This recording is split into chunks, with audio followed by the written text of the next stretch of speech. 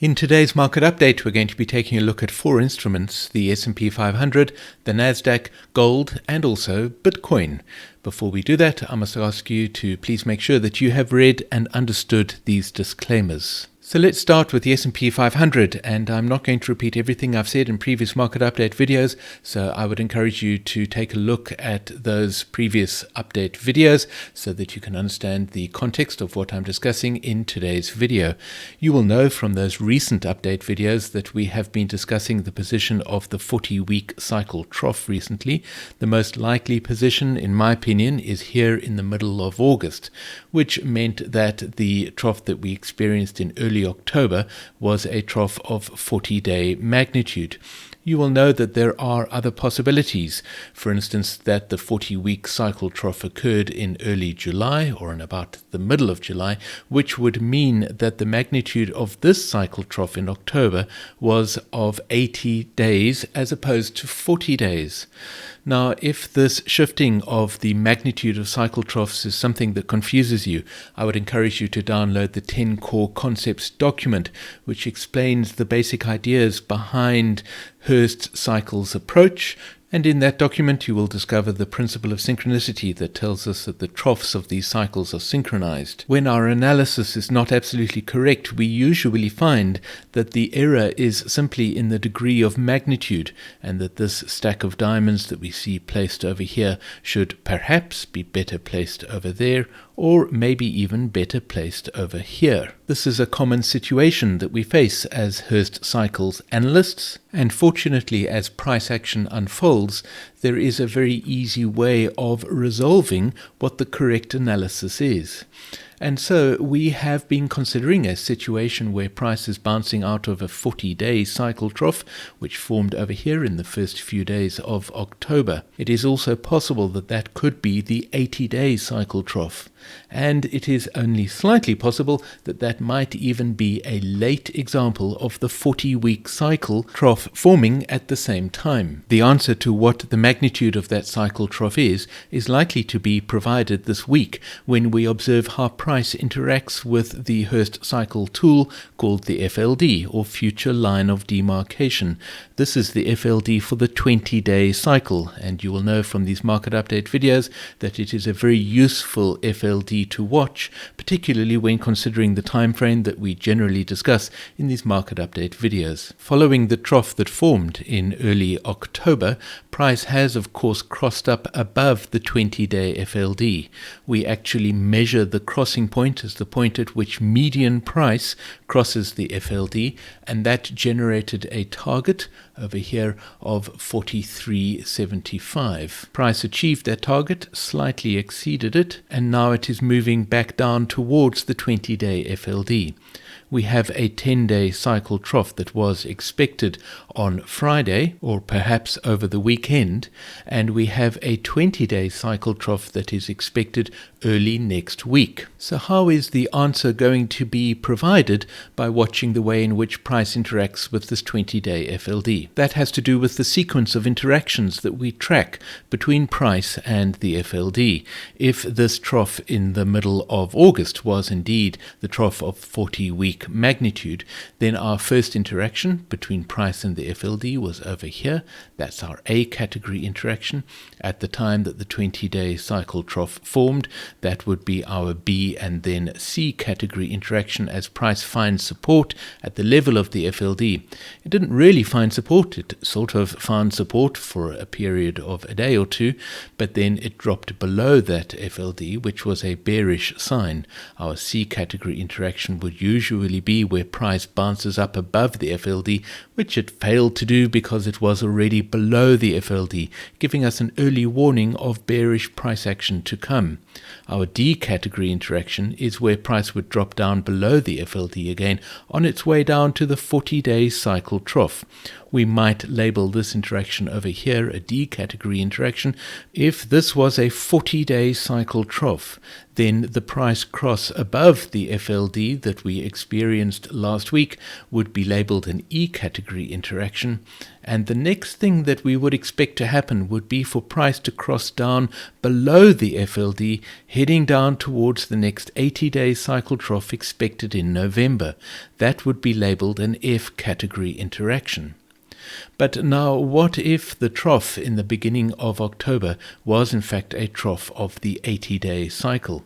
In that case, this interaction that occurred last week would be labeled an A category interaction, and the next thing that we would expect is that as the 20-day cycle trough forms in the markets, price should find support at the level of this 20-day FLD. And that is why this week is critical for the US markets, or for the S&P 500, and you will see for the NASDAQ in a moment, because observing how price interacts with the 20-day FLD over the next week or so is going to provide us with critical information about the correct magnitude of this trough at the beginning of October. There is another FLD of great interest at the moment, which is the 40-day FLD.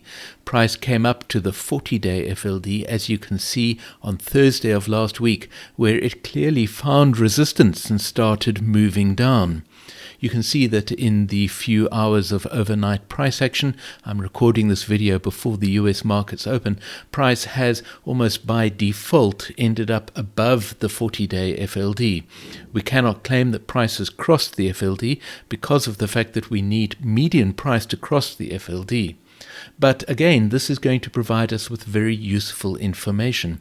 If price does succeed in getting above the 40-day cycle FLD, then that would be some evidence that the magnitude of this trough in early October is of greater than 40-day magnitude. If price, however, continues to find resistance at the level of this 40-day FLD, then bearish moves are on the cards. Switching now to the NASDAQ. Again, I'm not going to repeat everything I said about the NASDAQ, which I did in the previous market update video from last week, but here you can see a more elegant, if you like, cycle shape that formed for the 40-day cycle that elapsed from the middle of August until the end of September.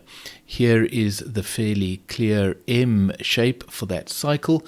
That was also very clearly a 40-day cycle. It elapsed over 40 days, which is slightly long for a 40-day cycle. And again, if you don't understand why 40 days is in fact long for a 40-day cycle, then I would encourage you to download that 10 core concepts document to understand the concept of the nominal length, or the average wavelength of each one of the cycles in the nominal model that we use to analyze stock markets. That first 40-day cycle was not quite as bearish as it was in the S&P 500, and the next 40-day cycle is expected to be a little more bearish. Again, we have a 20-day cycle trough that is expected in the NASDAQ. The interesting thing is that 20-day cycle trough is expected round about now.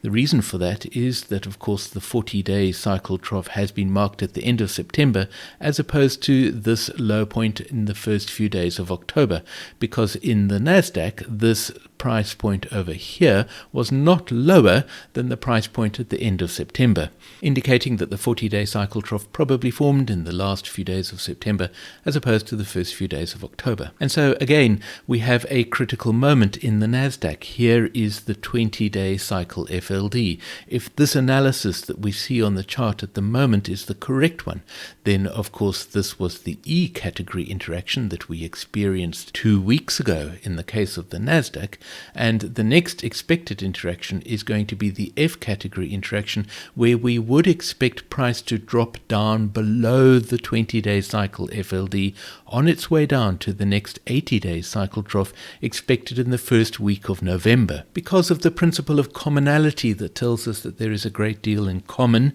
between these markets, and in particular in the cycle analyses in these markets, we will be watching with great interest to see whether price in fact finds support at the level of this 20-day FLD. If it does, it might raise the question of whether in fact the 40-week cycle trough came in late in the NASDAQ and in the S&P 500, which would imply some bullishness in these markets. Again, this is going to be a critical week for the NASDAQ, because if price does not find support, and I shall point out that my preferred analysis indicates that it will not, then we will be looking at continued bearishness as price moves into the 80-day cycle trough expected in the beginning of November. Taking a quick look at gold, the last time that I discussed gold was on the 2nd of October, and I discussed price moving down into a 20-week cycle trough. I was expecting that cycle trough to occur a little bit later in October, but as you can see, that 20-week cycle trough has formed. Gold has of course reacted strongly to the conflict in the Middle East, and so we have an interesting example of fundamental interaction where news events around the world interact with the cycle analysis. They cause some increased volatility in the price movement. Often that volatility is seen simply as a strong upward and then downward move, or downward and then upward move, which hardly affects the cycle analysis. In this particular case, which is something that you do sometimes see, the fundamental interaction has caused a cycle trough to come in early. The average length of a 20-week cycle is 136 days, which meant that we were expecting this 20-week cycle trough to form over here in early November. It appears to have come in about a 40-day cycle earlier than expected.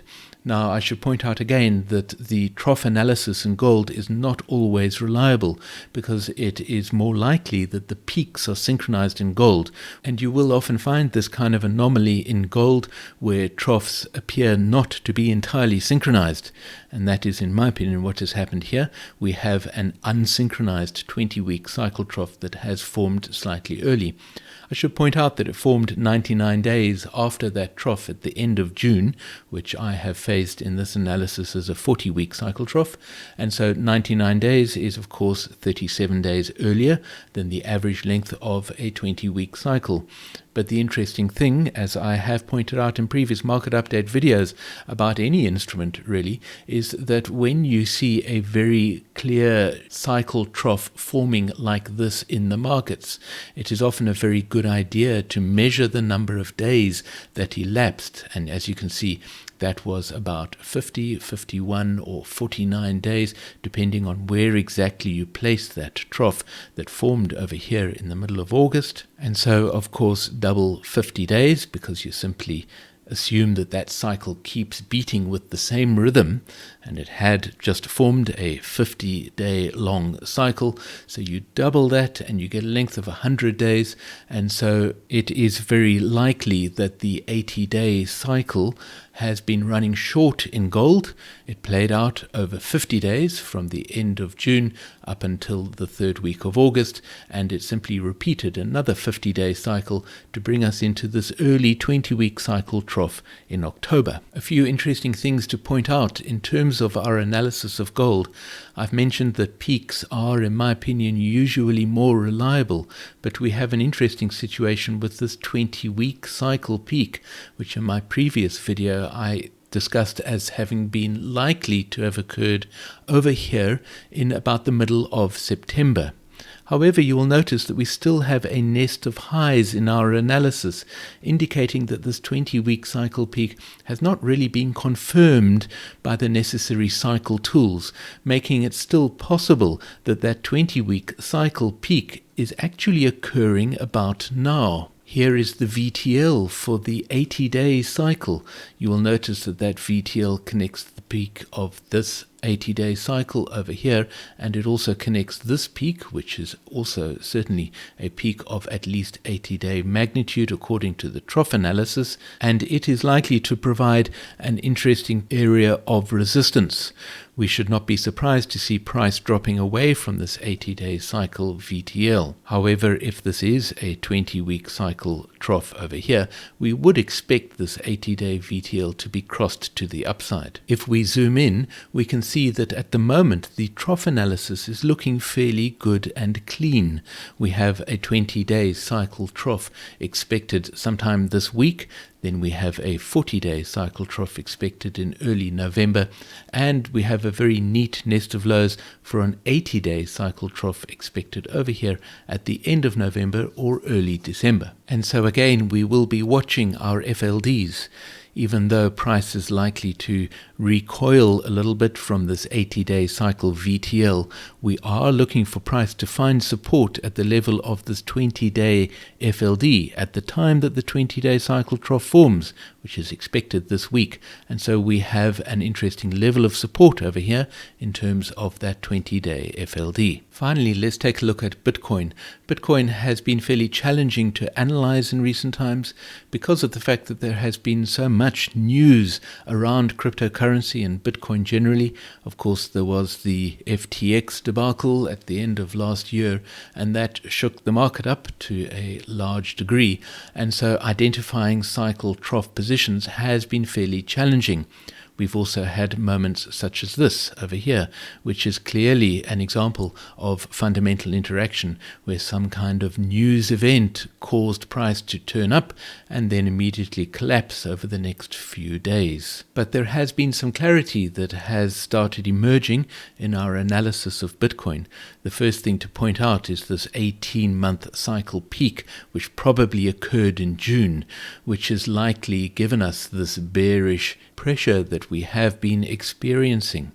It's interesting to note that we have an 80-day cycle which started in the middle of June and formed a very late trough over here in the middle of September. That is a mixed cycle shape.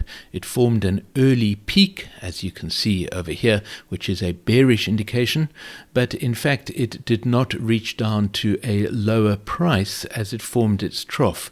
So we have a mixed cycle shape, and it is also possible that we need to consider the fact that, as indicated when discussing the S&P 500 analysis earlier, that it is possible that the magnitude of this cycle trough is greater than the one that we see on our chart. Following that 80-day cycle trough in the middle of September, the trough analysis has become a little clearer and the price action is much cleaner. You can see that the number of days that elapsed between the 80-day cycle trough on the 11th of September and the 20-day cycle trough on the 25th of September was 14 days. Remember that, of course, we count calendar days, although Bitcoin trades 7 days a week, and so calendar days and trading days are the same thing in Bitcoin, of course. But at 14 days, that's a very good position for the 20-day cycle trough. The fact that it was slightly early indicates that there was bullishness in this market. We did have a bullish 20-day cycle shape, as you can see, and we were then expecting a 40-day cycle to form over here sometime last week. Doubling the 14 days would have led us to expect the 40-day cycle trough might form over here on the 9th of October. It probably formed 2 days later, 30 days in from the 11th of September 80-day cycle trough. It is very interesting to note that the 40-day FLD, that is this blue line on the chart over here, provided support at about the time that the 40-day cycle trough formed.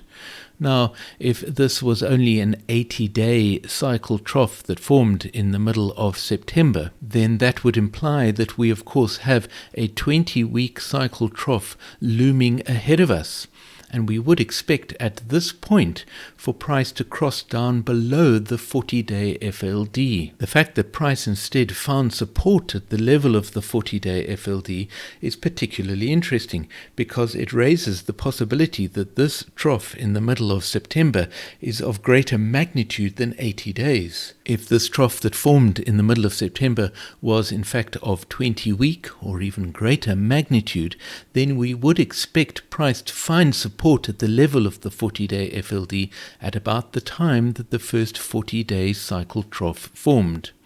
That would be our B and C category interactions, points at which price finds support at the level of the FLD at the time that that trough forms. That's an interesting example of how the FLD can be used not only to track the sequence of interactions, but how when we observe an interaction that occurs between price and the FLD, we can refine and even perhaps improve our analysis. And so considering the trough analysis prices in Bitcoin at the moment, we had a good, clean and bullish 40-day cycle M shape, and the fact that the 40-day cycle FLD provided support at this point indicates that this bullishness might be expected to continue. And so, although under normal circumstances we would expect a less bullish 40-day cycle, given the 20-week cycle nest of lows, which is over here in about the middle of November, I would not be surprised to see some continued bullishness